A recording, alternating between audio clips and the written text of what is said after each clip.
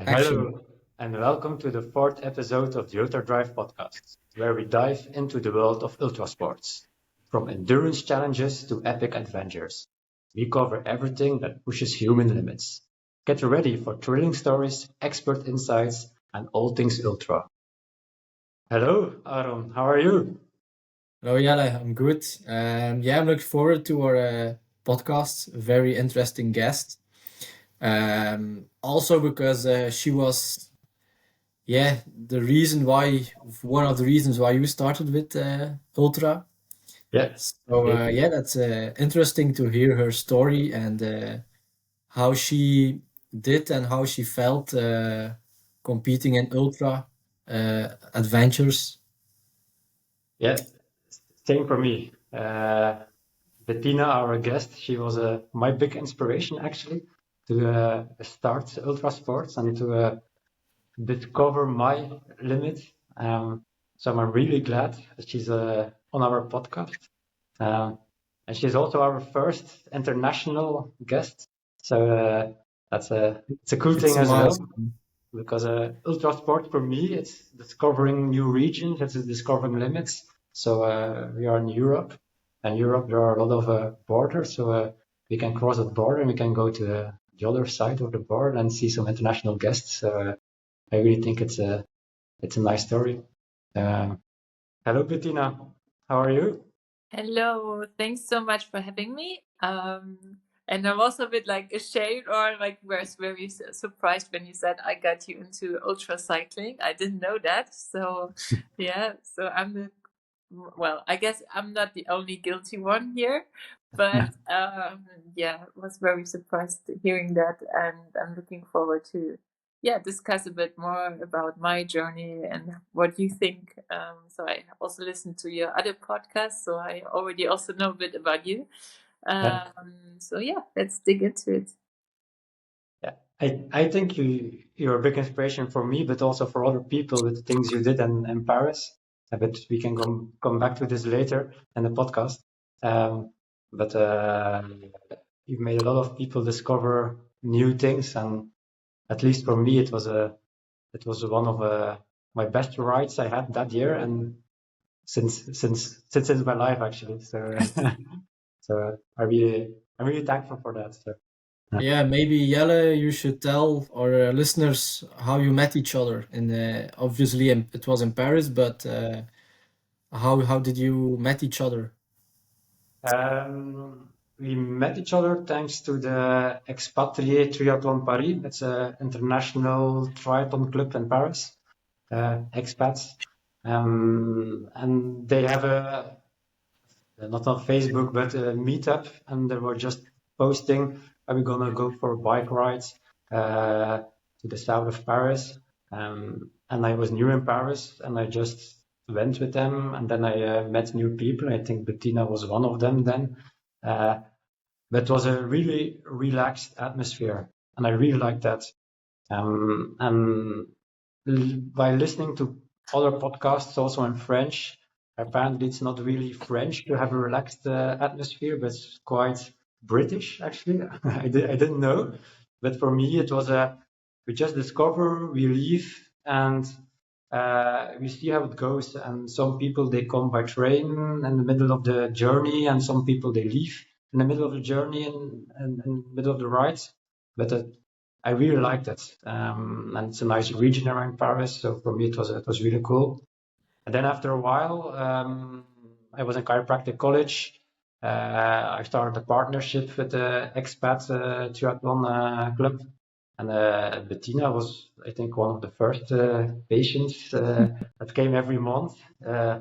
She was preparing for Ironman, I think, at that time. And she came in every month, and that's how we met. Um, and then I left Paris, and she continued to have some big adventures. And I could stay in touch thanks to the expats. So for me, it was a really nice time in my life. And Bettina, what was you thinking when you saw Jelle? What I was interested in I didn't know chiropractor before. Um, so that was like really interesting for me, and I actually ended up, I think, going there even like with people after you left.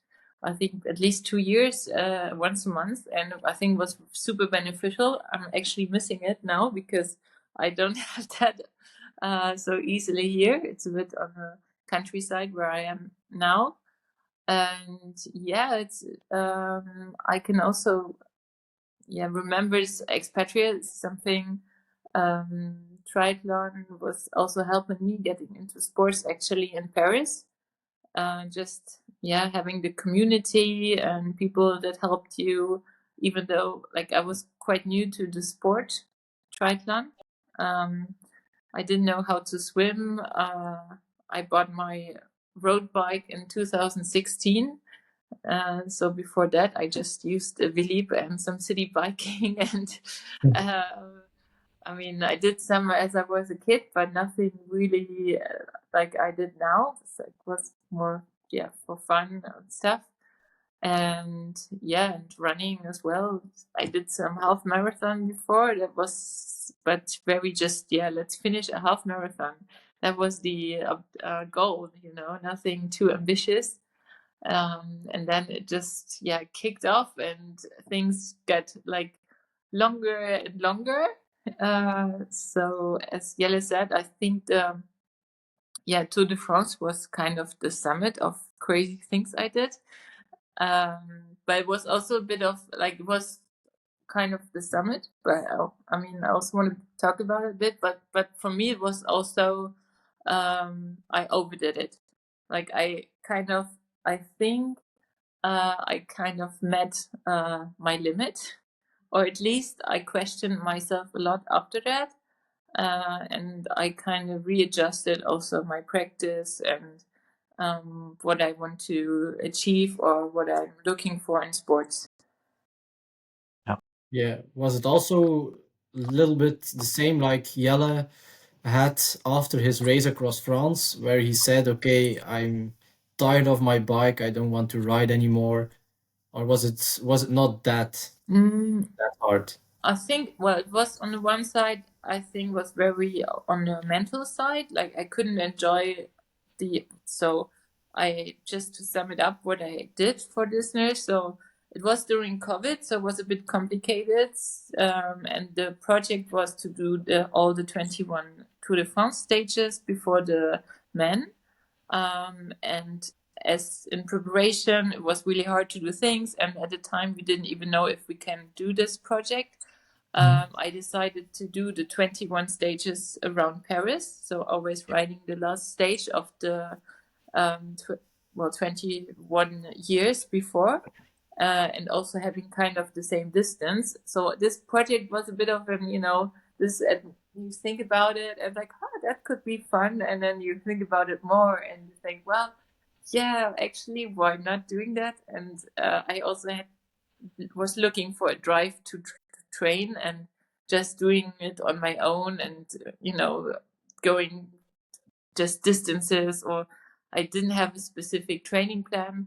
I thought it was really a kind of fun project to give myself a go. And then I had this idea just to invite people to come along, because I really like sharing the passion about sports. I think I also learned that about me. I love sharing the sport, and like motivate people to do that. I'm also a coach. Um, Even here, I've been back to Germany now 1.5 years, and I created 2 sport groups. I got people together to do road cycling, but only rode alone. So up to them. So I'm kind of, I don't know, it's, for me, it's natural to get people together to do something, but I also learned that it's, for some people, it's not that natural. And so, it was fun doing those rides in preparation, and it went very well. So this Tour de France of Paris was kind of the name. And that's also where Jelle, I think, did his first 200s. Yeah. So, and then actually, I think 2 weeks after, we did the actual project, so the Tour de France, so the 21 stages.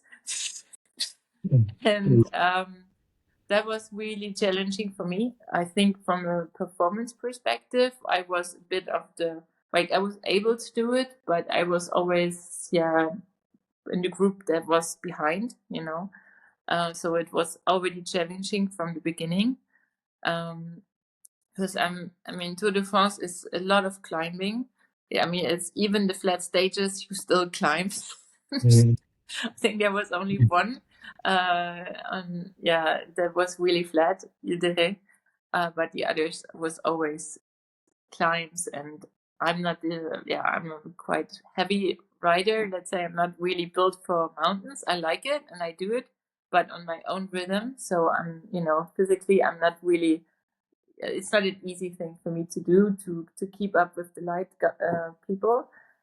And so, it was already challenging to do it. And then I think the first week was still good, but then the second or third week, I was like, I felt really emotionally, like my nerves were really, everything that happened, like touched me a lot. I was even like just starting to cry on the bike for no reason. And at the end, I didn't even know where we were anymore. So like, okay, another mountain stage. Don't worry. I don't. It became a bit blurry at the end. So it was, for me, it was actually too much. I wasn't able to enjoy it. I was on my nerves, and I was able to finish it, but I wasn't even happy. I was just happy it finished. I went home and like, okay, I need something different. I need a break. And so I think it was also the state of overtraining. It's hard to define actually, or it was also looking back where I read about overtraining and how you feel. So I wasn't able to do any intensity workouts. I was trying to ride my bike, but I didn't want to ride in a group because I was so worried that I couldn't go, or I would be forced to go on a certain speed. So I rather went on my own and just did like really easy rides, just going out. But it took me quite long to actually get another goal, like sport goal. I think over a year, and then I was also in a relationship, and I was then pregnant, so it was also another logic. And I think all in all, it was like 3 years where or 4 years I didn't do any competitions. But I also had a hard time in my private life because I separated from the father of my child, and so now I think it's been almost 2 years. I kind of got myself back, little by little. Back is a big word, let's say, but I value now the sport because now it's even harder to train. Like every hour I'm training, I have to plan for it. Like I can't, like in the evening, I can't train. So because then there's my daughter, and then a weekend I have to check with my mom if she can take her. So it's always planning, and it makes it hard. But at the same time, you question yourself a lot. Why are you doing this? It's a big cost in your life. But I still choose to do it. It would be much easier to say I'm not riding my bike anymore. I just stay home and leave everybody quiet about that, because it's the support of your family is super important, but I think it's also not so easy for them to always be motivated about your challenges. Yeah, good. Yeah, that's true. Maybe I don't have any kids, but Jelle has one. You also one, Bettina. So they always say the moment you have a child, your life changes completely. And as you said, you need to plan everything to, okay, then I can train 1 hour, maybe a half an hour. So as you said, you value more and more your training time, and that's a beautiful thing about it. But yeah, let's go to the beginning, because here we start always at the beginning. Yeah. In your youth, what did you do from sports? What was your first sport that you said, okay, I want to do this? Well, actually, as a kid, I was doing judo. So I did that, I think, about 10 years. I really liked the community. I was never super successful, so I was always like, when we had like the fight, I think I only won if there was nobody in my category.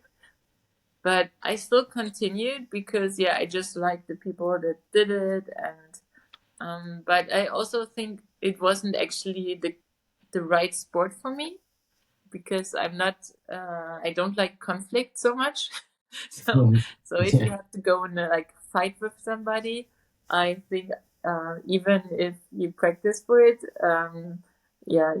I kind of like back up, or de-escalate or something like that.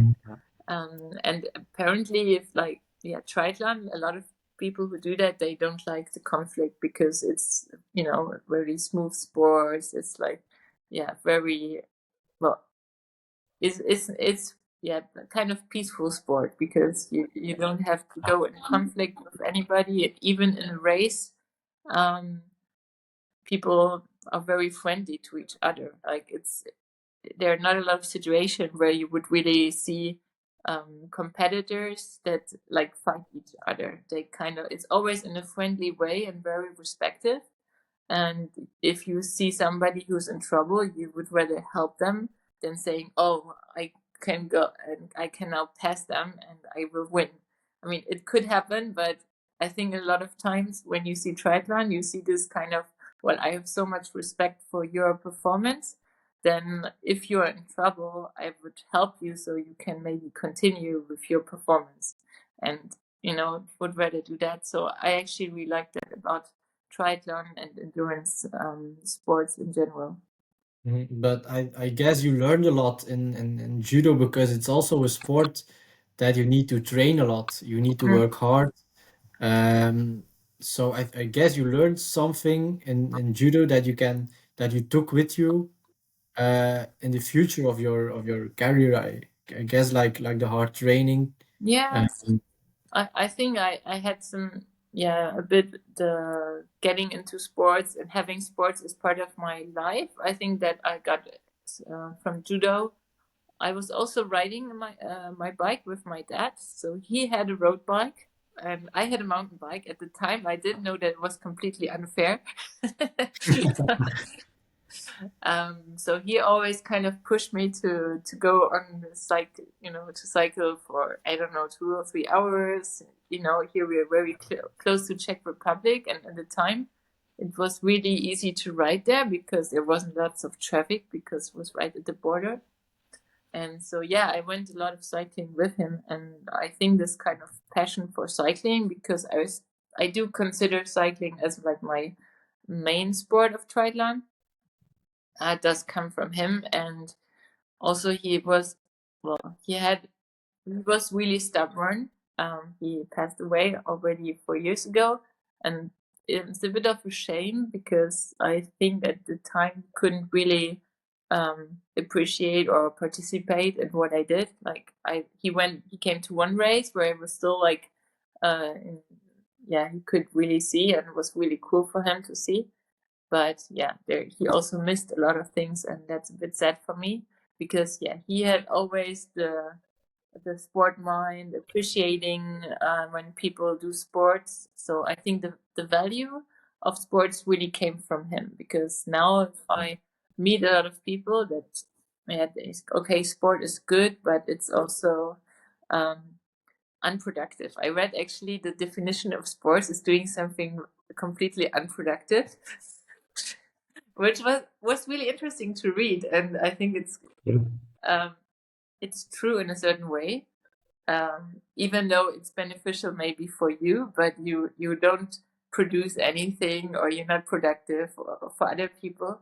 So it's really taking yourself out of of the society a bit, or um, and I feel here, or if you're in an environment where people are not having that mindset, and if you're not in the endurance bubble, it's sometimes hard for people to understand how much time you invest in just training. Yeah. Yeah. When I'm thinking about judo, I'm also thinking about core stability. Mhm. And I think you are giving the lessons of core stability in Paris as well. Yeah, it's So true. is that something you have from judo? Maybe, Or, maybe. I mean, there was, after I left my home city, I stopped with judo because it was really linked to the club, and then I started my studies in another town, and I kind of lost the club, and then you stop. So I think a lot of people have that when they leave their hometown. They stop doing sports. So I did a bit university sport, but nothing very structured. And then I started working, and I think for like 10 years, there was no real practice in my life. how did you end up in Paris again? Well, this was also with my studies. Like I did German-French studies, political science. So half of my studies I already did in France. And then I just liked it so much in Paris, I decided to stay there. Yeah. Yeah, yeah, yeah. Well, Okay, yeah, same, same. what you said about it's a productive sport. You go out of society. You really have that feeling in Paris, because in Paris everything is busy. You are in society. It's a world city. You feel connected to the world, and then you take your bike and 30 kilometers from Paris. There's nothing anymore. There are just farmers, very small villages, and it's like it's another world. And then you come back to Paris, and then it's busy again. It's like you're entering society again. Mhm. So what you said about it's unproductive and you go out of society, it really made me think about those long rides you did with the expatriates in Paris. Of like, yeah, it's a holiday actually. It's a holiday of society. Yeah, it's like almost running away or biking away from society. But Yeah. I really like what you said. Yeah, I think cycling is also one of the best way to kind of like give your mind a break, because when you Yeah. cycle, especially in a group, or you can't really think of your work, or like it's still you're concentrated kind of on cycling. So it's it takes your mind out of what you did before, even though you can think about other things while you're cycling, but it's kind of really, yeah, pushing your mind to get a break, kind of. Yeah, did. And then you bought a bike in 2016, you said. Yes, I actually looked it up. So I still have the same bike. So I'm not the one triathlete who has like 1,000 bikes and buying like 10,000 euro bikes. So that's not really my thing. And so yeah, I actually did a half marathon. So it was like, okay, with my partner at that time, we set ourselves that objective, and then it was okay. What is the next challenge? What can we do now? And I read this thing about triathlon, and at the time it was really not that popular. Now we can't really imagine that anymore because everybody knows triathlon. But at the time, I was like, what is that sport, triathlon? It was really intriguing me. So I decided to go to Nice just to watch a triathlon. Well, we said, okay, well, they're going to Nice for a weekend. It could be fun anyway. And I wanted to see it just to see if that's something for me I could do. And I always remember that. So I went to the swim start, and Nice, I think it's also a very special place for sport. I don't know. Well, yeah, you probably know it. or you saw it in TV. And so when they went out for the swim, for me it was so magical. Like it was like Superman's going for a swim, because up to now I was, swimming just breaststroke, and just to go actually swim somewhere, and then just go into the ocean, get wet, and like, oh, let's get out and just really swim. And for me, it looked so much like an idea of freedom, and to do that, I was really, I told myself I have to learn that. I was so impressed, and it was really a driver for me to say, I want to like put on a suit and go into the ocean and swim, and not being afraid, and actually go somewhere in the ocean. Um, so that was it.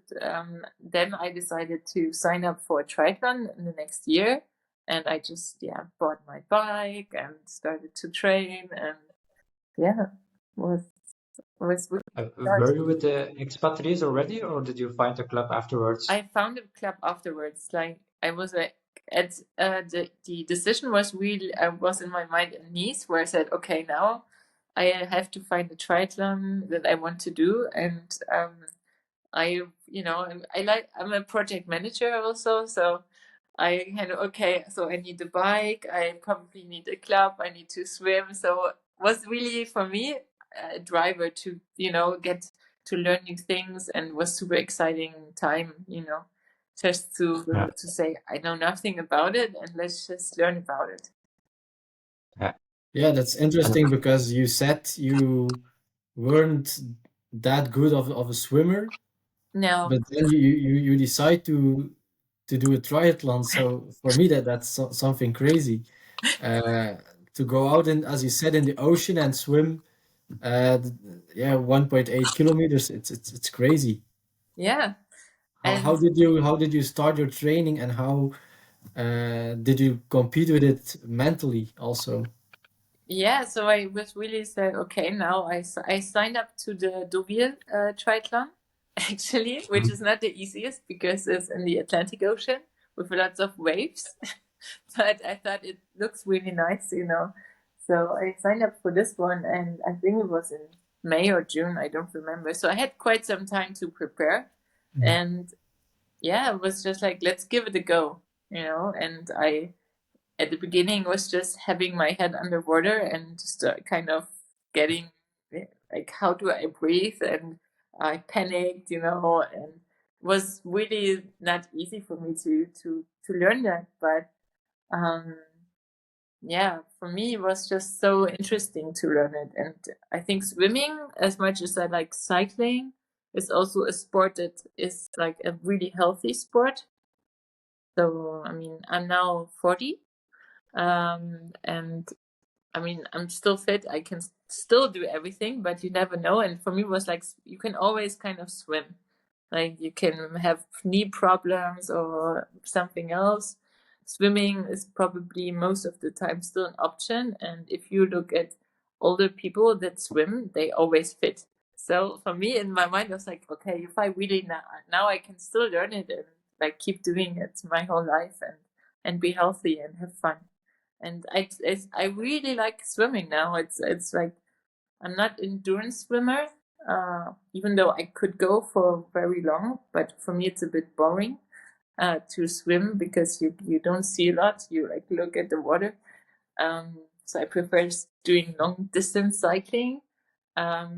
But now I can go in the ocean, swim, and as I really like to motivate other people, I like to tell them that I'm not, I will never be the best swimmer in a triathlon. I will never be the best cyclist, probably best runner. I just do it, It's, for me, it's not, even though I'm trying to have a good performance, I think it's more motivating for others to see, okay, but she's just somebody like me, not this professional, super talented, gifted person who has been doing that since she's a child. No, I like started with my early 30s to do that. Yeah, that's something that motivated me actually. I saw you and also other people in the club doing some quite impressive efforts in triathlon. That they are not better than me in sports. They are just normal people. They are not professionals. They have a job. They have family. Maybe I can do it as well. And they were just signing up for events, even though they didn't know how to train for it. They didn't have special coaches. It was just, okay, let's do it. Let's try it and let's have fun. And I think it's a really good atmosphere actually to push in a gentle way people to have fun with sports and to discover indeed new sports like swimming. I'm really like a stone. I don't float. But I started swimming at 9 p.m. in the evening in Paris because it's just the night atmosphere. You just want to try it, and you are with other people, and yeah, I really liked it actually. So so for me that was a big eye opener I had at that moment. Yeah. No, I think you can.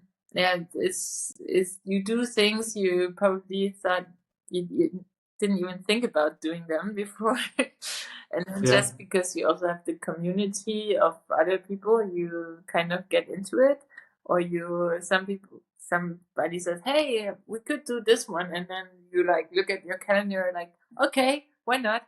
And then after a week, you realize, "Oh, that's actually quite challenging. What did I do? Why did I sign up for that again?" And yeah, there was really that spirit at the time in the club where you just like, okay, let's do it.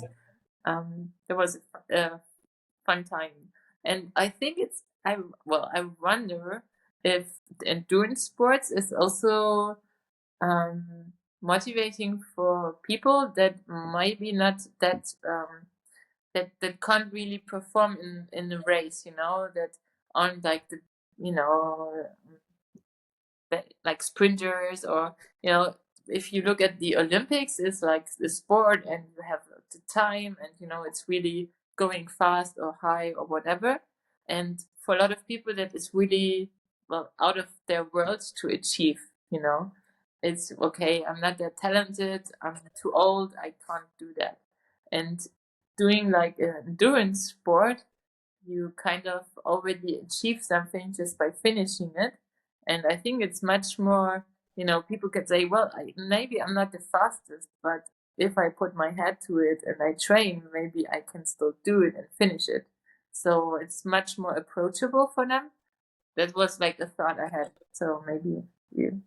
Yeah, no, I think that's right, and I think that's one of the reasons why triathlon is getting more and more popular. It's very challenging, but you don't have to be a professional. Like with cycling, you get in a club and they are pushing really, really fast. Actually, you really have to train a lot to just be able sometimes just to follow the club. And with triathlon, you're on your own pace, and you can just discover a region. It's an adventure. Swimming in a lake or in the ocean, like you say, it's not that easy actually to swim in the ocean for the first time or in a lake. So I think that's one of the reasons why it's getting more and more popular. Yeah. Um, And so, yeah. Bettina, then you are on the start of your first triathlon. What goes through your mind? Why am I here? I can imagine. No, well, Was it Olympic distance or half mar it was half Olympic. I Ironman? started Olympic. triathlon with Olympic distances. Yeah. So yeah, I was like, okay, what am I doing here? Of course, I think that's most of the people when you're at the starting line.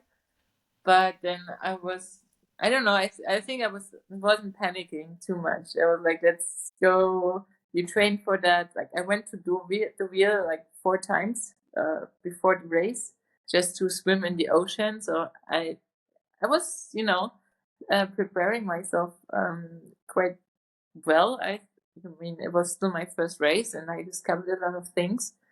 But yeah, nothing went completely wrong. The swim was very hard because of the currents. Where was it?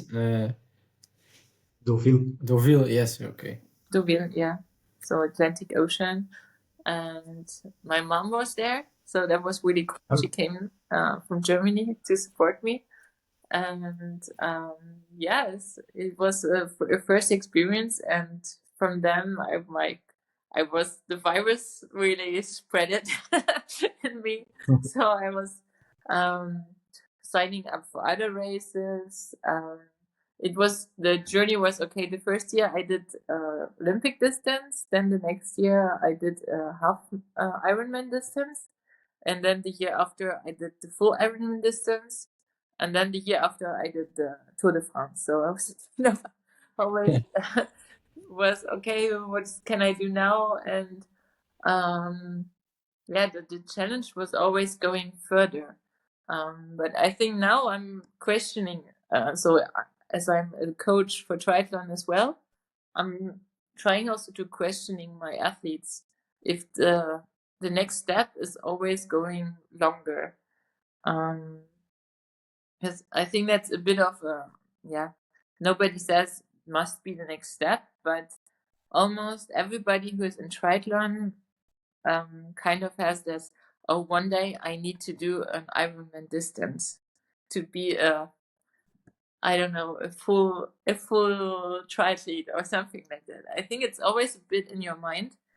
You have to do that, but now you have the full Ironman distance, then there is the extreme triathlon distance, and then now you have people who are doing multiple full Ironman distances around the world, or there's always more. I think there's if you look for it, you can always find a bigger challenge, and sometimes maybe it's not for you, the best thing to do.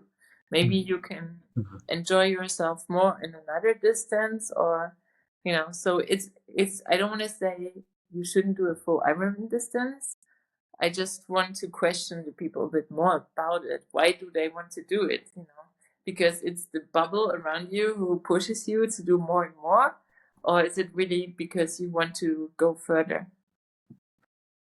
And why do you think you did it?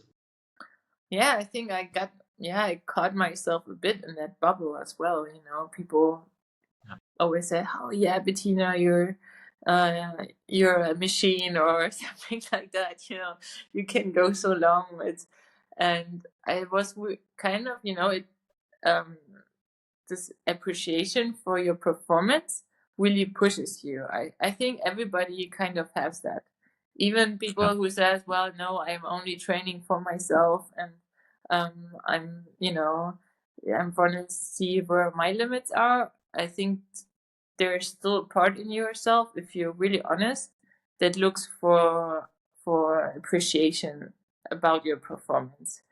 And it's normal, it's nothing to be ashamed of or think, oh, I'm so selfish. It's something you should be aware. And I think I started, the further you go, the more people kind of also said, well, it's just another triathlon. And if you're in a triathlon bubble, especially in a club, people can relate to it, but that's just maybe 1% of the people around you, like your family, your friends, your colleagues. For them, doing, I think, more than 100K per bike is already really hard to imagine. And everything that goes further, it's just, it gets more and more abstract. It's like if you tell somebody, well, I have 1 billion on my bank account, and then it's like, oh, now I have 3 billion, and you kind of, okay, what is the difference? It's abstract. It's so far away from them that they can't really relate, and I think you kind of distance them as well. Yeah, indeed. And then the third year you did the Ironman, you said? Yeah. The full distance. Where was that? And how did you train for that differently than, for example, a half Ironman? Well, it was in Nice, so I went back Yeah. to Nice Yeah. where everything started, and it was super nice. I really enjoyed it. The goal was just to finish, and it was really Yeah. the goal. I didn't train as I should have trained. At the time, I was also leaving my work, and it was for there are always reasons you think, oh, I should train, and I wasn't really prepared for the full Ironman. I was half Ironman was going quite well, but full Ironman was actually quite challenging for me at this time, and so I told myself I just want to finish, and I took everything quite relaxed. I even at the bike at half point where they give you a special needs bag. I had a sandwich and some chips, and I sat down and ate my sandwich. So people look at me like, "What is she doing? Are you okay?" And like, "I'm fine. I'm just taking a little break. I still have like so much to do." So I decided to not to rush myself too much. And I took off my shoes, and then after, I mean, it was just 10 minutes break, but at the end, I think it really helped me to attack the other half of the bike and then the marathon at the end. Yeah. What was And you the were having fun. okay, yeah, let's say Marcel. You were having fun instead of being focused on competition and results. And Well, it was my first Ironman, so I had no reference of time. And I said, anyway, it will be my best performance of an Ironman, Let's not go too hard. Otherwise, it will be really difficult to break that record.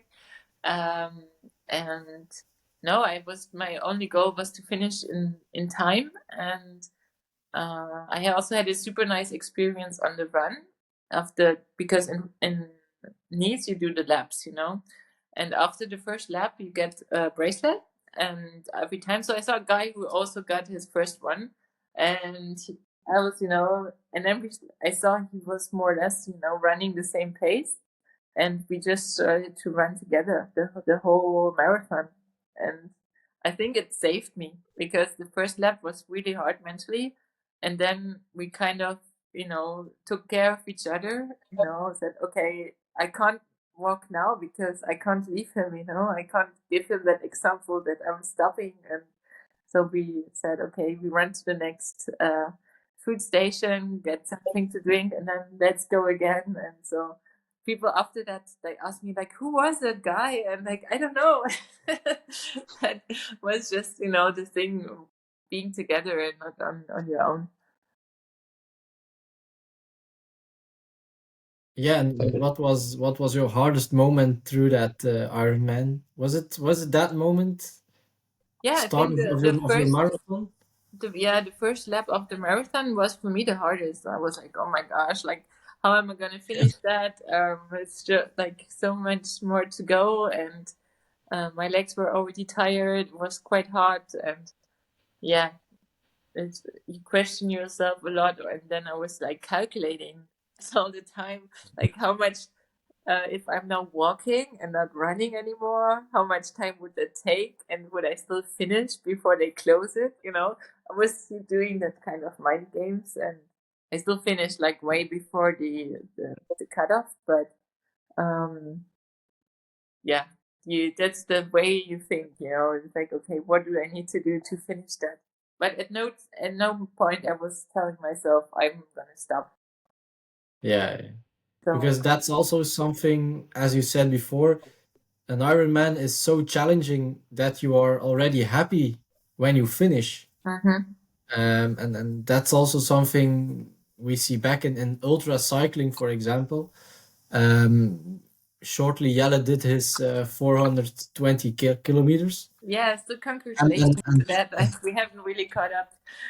on beforehand, he said to me, okay, I will be happy if I can finish. And that's something beautiful in the ultra world.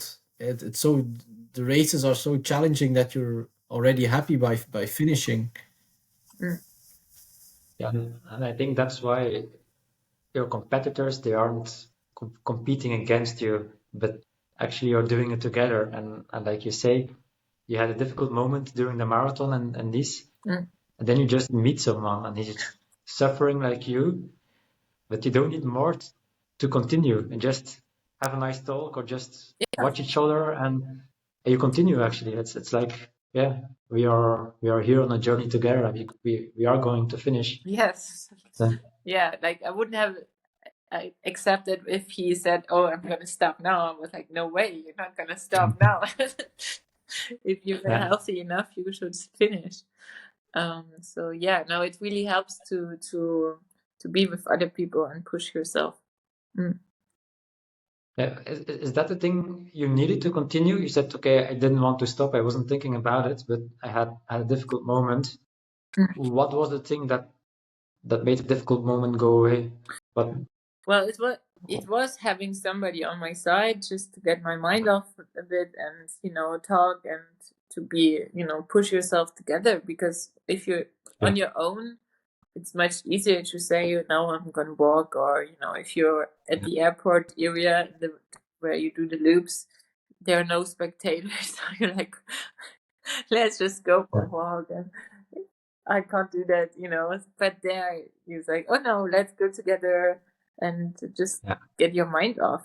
I think it's helped me. I think I would have still finished otherwise, but it was just much easier for me to finish that way.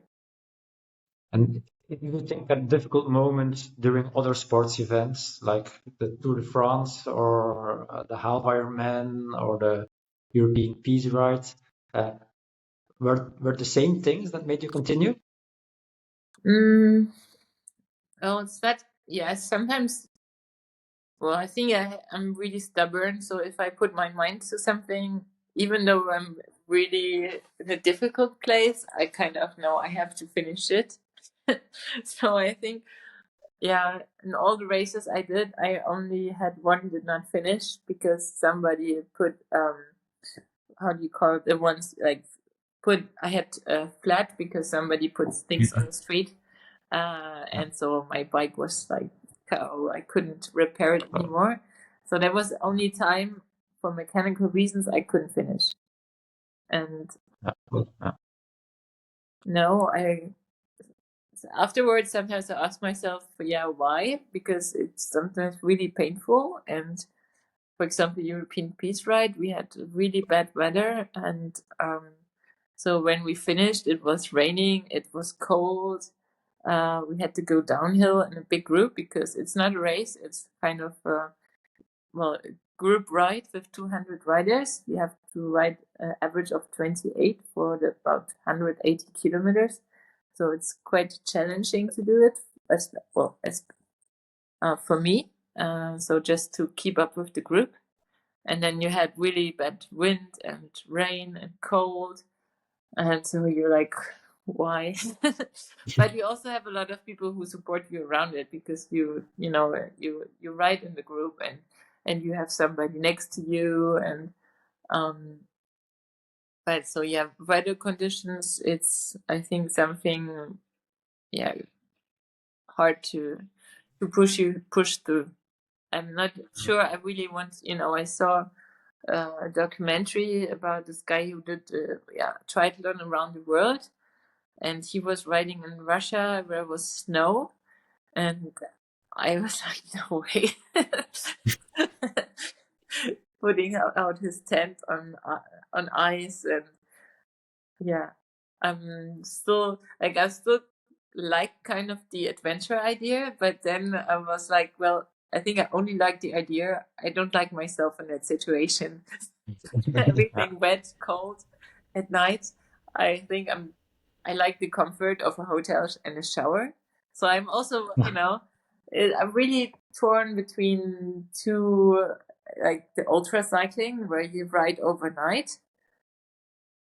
I think I never did it. So, okay, now I'm on your ultra podcast, but I actually never did a 300 kilometers ride.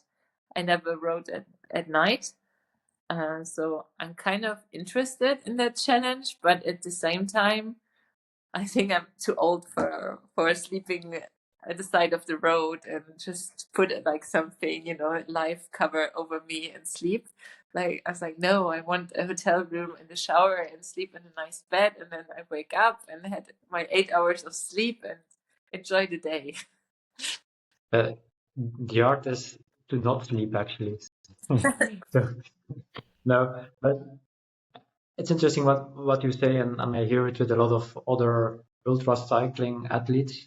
It's the community. During the night, indeed, it's hard. Sometimes it's cold, but it's just someone that is doing the same thing like you, and even though you just say sometimes 2 or 3 words, but it makes you go further, and it's something really interesting, and we don't have to underestimate it, because also my 420 kilometers, at a certain moment I was riding with someone, and he was suffering as well. We didn't really talk, but we were riding together for maybe 15 kilometers, and okay, it's like those 15 kilometers did count for me. And he was riding maybe, I think we rode 200 kilometers almost together, but he was always 200 meters before me, then 200 meters behind me. But you're not alone, and you are doing the same thing, and you are just saying something like, okay, we are doing great. We are just 180 kilometers from the finish. Let's continue. And it gives you a boost. And I think that's really important. Just someone that's doing the same like you, and saying, okay, let's continue. Let's do it together, like you say, Tina. And probably if that guy wouldn't have been there and this, he would have finished, but maybe it would have been took longer, or it would have not been that nice memory like you have now. Definitely, I can. Yeah, I'm sure about it. Yeah. So yeah, that's really cool. But how did you go from triathlon to cycling then? Because then you said swimming is healthy, it's nice, and then you went to cycling. Well, I'm still doing triathlon. I didn't really leave triathlon behind. So even this year, I did an Olympic distance here. But well, this year my main objective was also cycling. I did this European Peace Ride, and yeah, maybe next year my main objective will be a triathlon one. I'm still not sure about it. But yeah, it was. It maybe is also because triathlon and cycling is good to combine, because in the pro peloton we have riders like Cameron Worth, who's riding right now with the Ineos Grenadiers, who is also competing in Ironmans or triathlons. This summer the news came out that next year or in 2 years Christian Blumenfeld want to become also a pro rider and want to win the Tour de France. So there are a lot of examples that show that it's a good combination. Yeah, I think it's why limit yourself to one, like always do the 3 sports. Like one of my athletes coaching, he now also decided to do a 10K swim, but he's still doing a triathlon. So I think it's sometimes interesting to deep dive into one sport. Maybe especially the winter, a lot of triathletes, they do half marathon, full marathon. They say, okay, it's the winter, that's really long for triathletes because you can't do any open water swims.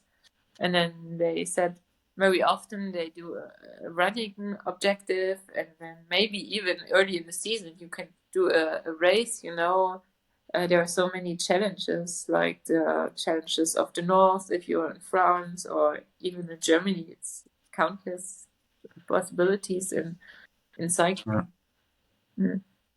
But still, you did the Tour de France, so you decided to focus mainly on cycling then. Yeah. And it was during COVID, so COVID hit. You were living in Paris, so you weren't allowed actually to go outside your apartment, I think. Yeah.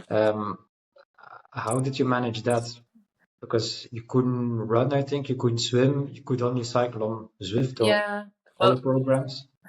we did a lot of Swift cycling at this time. Yeah. But well, for me, I was already doing my triathlon diploma, and I was working in Les Moulineaux as a triathlon coach. So Yeah. I actually had some special rights, and even for swimming at the beginning we weren't able to swim, but then the lifeguards and everybody, they said, well, you can actually still go to the pool just to maintain your ability to save somebody, because if you can't swim for 6 months or more, actually your professional ability will be lost. And so you had so they allowed us to train to still coach other people and stuff. Yeah. So I was quite lucky with that, and I was able to go. And at the time we did the Tour de France of Paris, we were allowed again to do, I think it was like 100-kilometer area, and that's why I also had this idea. Okay, all the last stages, they are not too far away. I can actually go there. And yeah, then they opened up and we were able to go the full tour. But yeah, we were super lucky because I think afterwards maybe there were more restrictions again in fall. I don't remember. And yeah, COVID did a lot to us. And I'm also wondering what, like now the ultra cycling, it became super popular. At least I hear more and more. Maybe I'm also just, uh, yeah, I know a lot of people in that, in community. So I think people do it more and more. But I think, there are so many race across everything, let's say. It never stops. And I don't think that was a big thing before. I know Race Across France was still already existed before COVID, but I think that's all. And now everybody's kind of doing that kind of stuff. And I wonder if COVID was also a reason for that, where people are just like, well, I want to do something where I'm more independent, or I don't know, they kind of were looking for other challenges. Yeah, I think it was definitely a motivation for a lot of people to do something during COVID. I still remember I quitted racing 1 year then. But a lot of my teammates from the year before, they did rides like 300 kilometers, 400 kilometers, just to ride and be busy because they didn't had anything to do. Yeah. They couldn't go to work or study. So yeah, and that's why a lot of people got a love for cycling, for example, or running, because they could experience the thing about cycling and running, and yeah, that's the big thing that changed during COVID.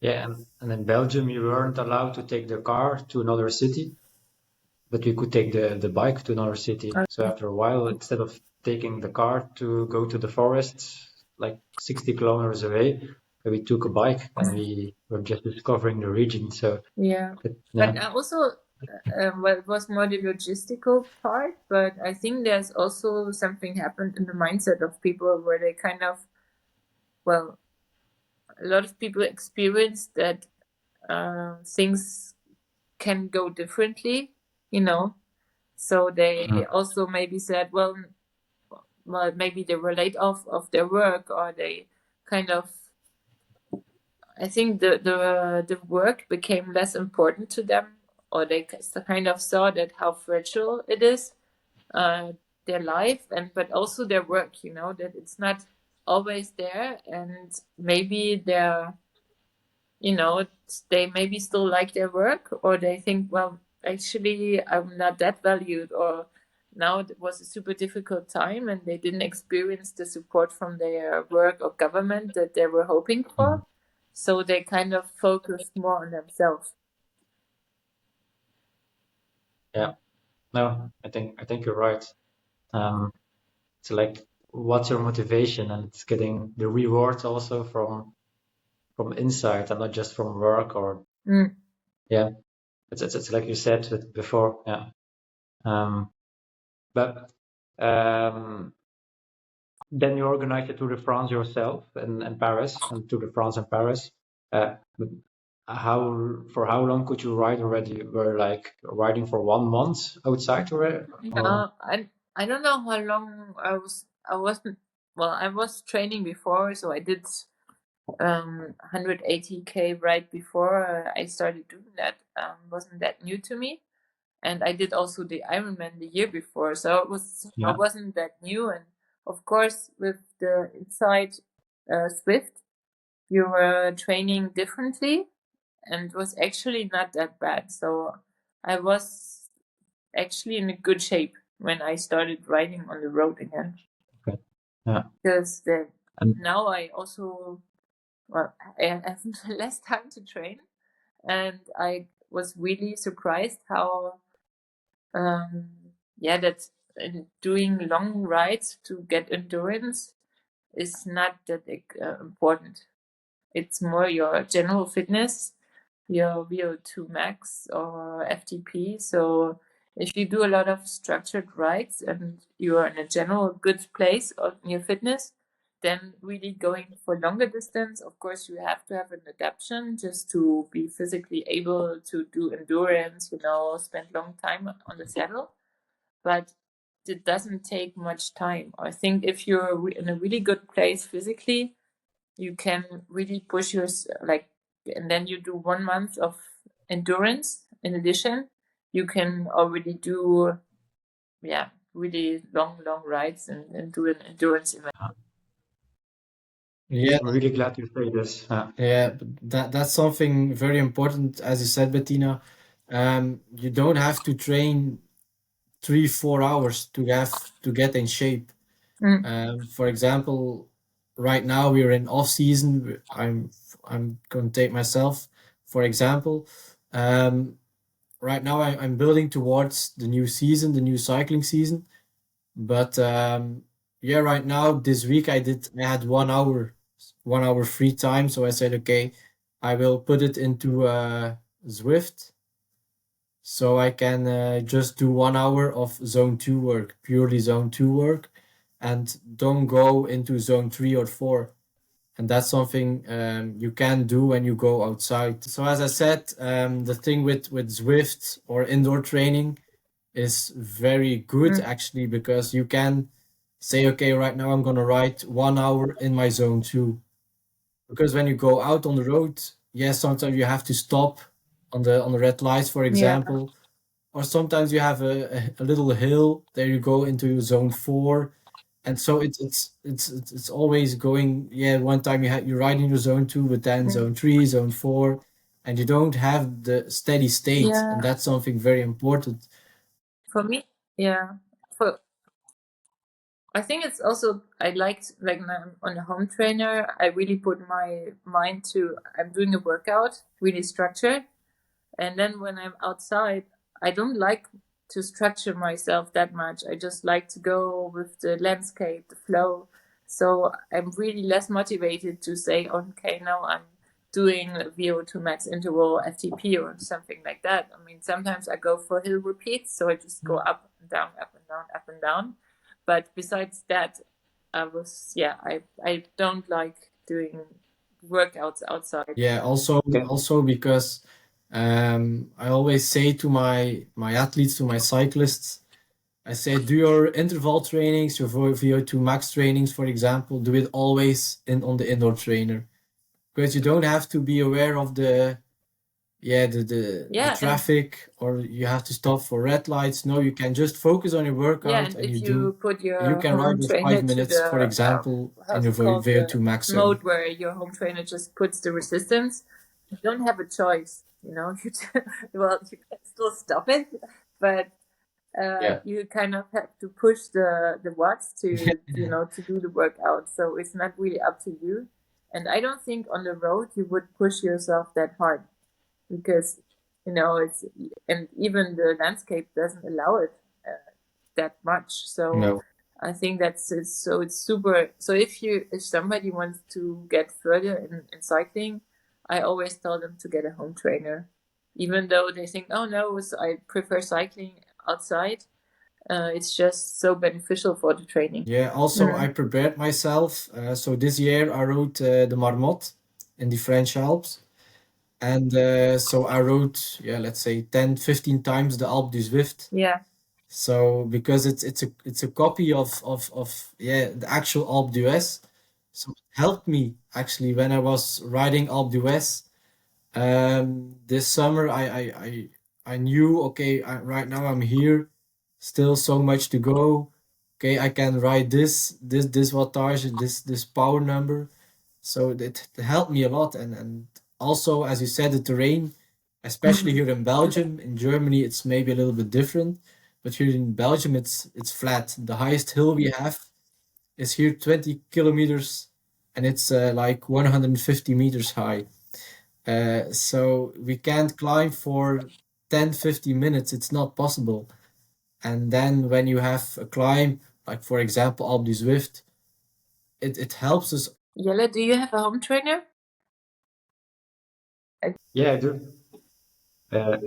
I use it actually only in winter or when it's raining, because I'm sweating a lot, and I really don't like the feeling of having too warm in a closed room. I can just bike for 1 hour, 1 hour and a half. But now I'm doing it, and I even put it outside. And when it's not raining, I put it outside. But it's less dangerous because when it snows or it freezes, then it's safer to ride on your home trainer. And I actually like it as well. Yeah, like you say, you can get into the numbers, you can be specific, you can do competitions as well. So I really like it actually in the winter. Yeah. But during summer, I always try to go outside. But this year was different because I trained almost only on volume. So next year or from now on, I also train some intensity. So I think I will train more on my home trainer. I also bought a power meter last week, so I have to install it as well. So it will change my training. But I think it's important, like you guys say. Yeah, Jelle, I have a challenge for you. Okay. You need to check the new workout on my Whoosh. So it's a new Everesting mode. So you have a new course you can Everest. It's like I think 250K. And yeah, always the same hill. So but I saw someone who did it, and it was in 8 hours or 7 hours. So that's your challenge for this winter. Yeah. But during COVID, there were people that were doing like 7 or 8 hours on a bike. I wouldn't be able to do that, I think. Yeah, Justine Verkieren did it, and she won the polka dot jersey this summer in the Tour de France Femme. Yeah. So she was discovered due to Zwift because she rode, I think it was 12 hours straight on Zwift, and they saw it on Zwift, and they couldn't believe it that she did that. They thought she was cheating. And then she was rewarded a power test by I think it was AG Insurance, and there she was discovered, and right now she won the polka dot jersey. Can you tell something more about the organization of the J-1 Tour de France you did, Bettina? The year it was actually 1 month before the professionals because they pushed the Tour de France to I think September, and a lot of there was we think we were 12 women doing it. So they pushed it to September, and we couldn't do it in September because most people had to go back to work. And so we did it 1 month before. So it was a special year. And yeah, the idea was to kind of promote women's cycling, because at the time there was no women's Tour de France, and it was quite interesting for me to be in that group of cyclists. I was also questioning myself a lot because I wasn't really somebody especially into women's cycling. I like to motivate men and women, and for me it was always, yeah, let's everybody get together and ride. So having just a women's group was quite new for me, and my motivation was more like, hey, we can do a lot of cycling and it's organized and looks fun to do that. It's a great challenge. But yeah, and then a lot of people told me, oh, you're like a feminist and you're fighting for women's rights. And I was like, oh, am I? And it was a bit strange for me to hear that. I was actually questioning myself a lot. And now I do prefer mixed groups. For me, it's better to kind of, yeah, be mixed than having specific women cycling or specific men or whatever. And So your purpose wasn't especially to promote women's cycling. yeah, it was like my first motivation was more selfish, to say it looks really fun to do those 21 stages, in that we had a car with us, we had the organization, we didn't have to pay for it, we had bikes, so yeah, just to all have the same jerseys and just to be in that group, for me that was really cool. And I was like, hey, that could be my next challenge. And also somebody said, oh, you never be able to do that. And if somebody tells me that, like, my mind starts working. It's like, how can I do it? So yeah, I'm trying to be more careful about that now, and maybe not do everything somebody tells me. But yeah, was a bit of an idea I put in my head, and then the whole thing, kind of started like this. Yeah. Mm. And then the last stage, I think, with your own Tour de France in Paris, then the television came. So they actually wrote an article about it, and they had this Clue, where they had a lot of cycling topics. So they came and did a little documentary about it. So that was super cool to have that kind of attention and motivate even more people. And so yeah, we had a big party at the end, and there was a big puzzle at the end.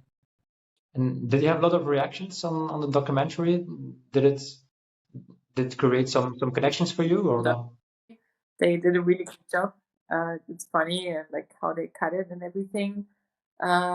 It didn't make a big difference. Like, I was thinking that on social media and so on, it will have a bigger impact, but no, it was, just for the people I kind of that already knew.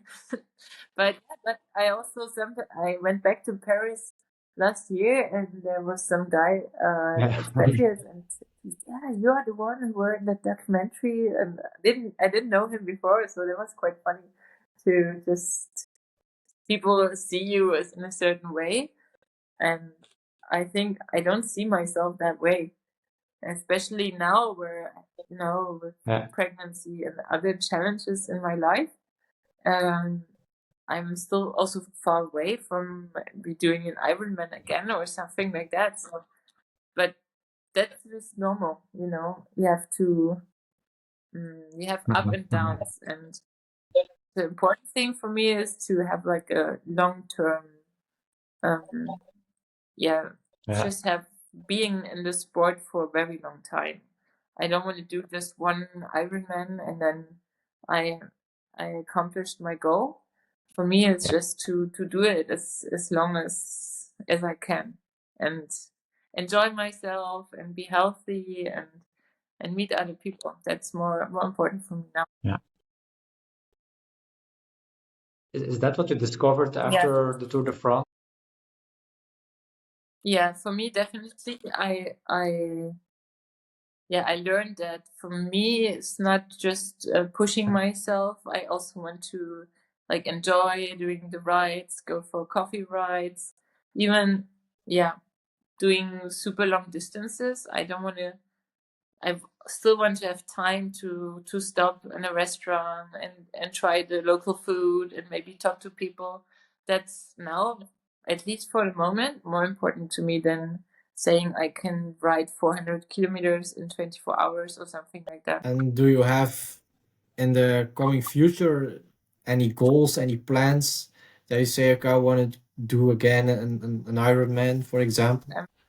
So maybe another long distance event. But yeah, let's see. I haven't set my mind to any new goal next year. Maybe I'll do the Paris triathlon because I never did it, and I would love to do a triathlon with Yeah. some people from expatriates and some athletes I coach. So it would be just the perfect place to do it. Yeah, it would be Yeah, back to the that's source. but I really have to target the date. But yeah, if I could manage to be in Paris when there's a super sprint, I would do it too.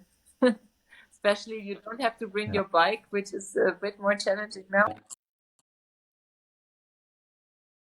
Yeah, I was talking about how you experience sports now, or what is important for you in sports now. That's for me, that was how I experienced sports in Paris, and how you organized those rides in Paris. Yeah, I think I experienced that kind of social rides, which I really liked.